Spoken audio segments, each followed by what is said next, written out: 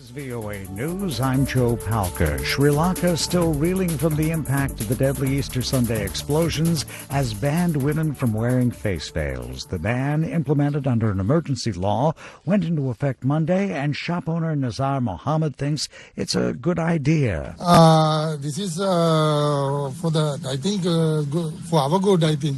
Now, at this moment, the problem in Sri Lanka, according to the problem, face covering is, at the moment, is not good. Because they can't find the men, or it is a man or woman. For that only, President may have banned this.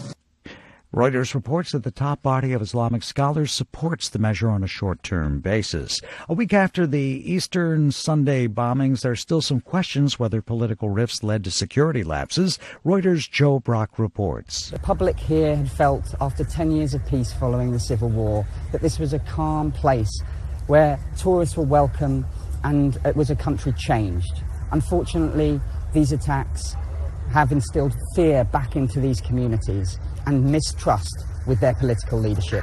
Our reporting has uncovered deep rifts between the Prime Minister and the President, which laid the groundwork for Islamists to strike.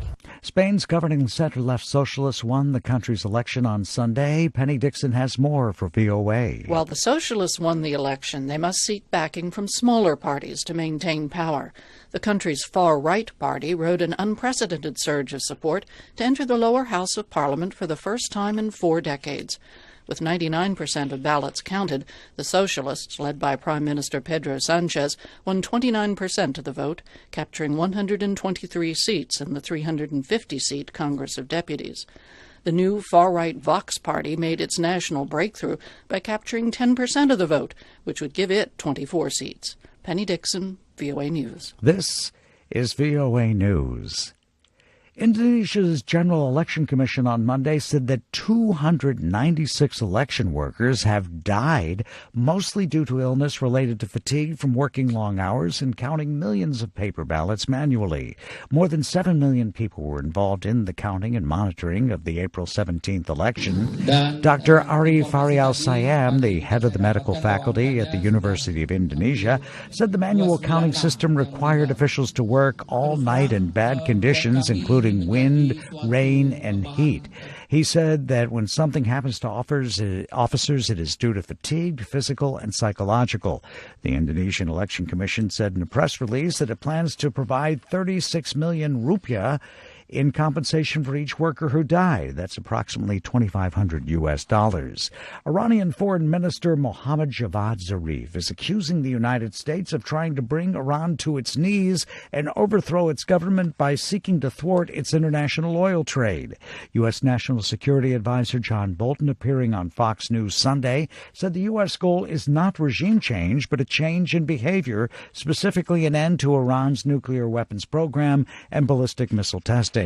Rabbi Yisrael Goldstein, who was injured during a shooting at his synagogue Saturday in Poway, California, shared an emotional account of the incident on Sunday.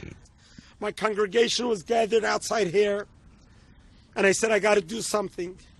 I got up on a chair right here, and I looked at our congregation, and I said, Am Yisrael Chai.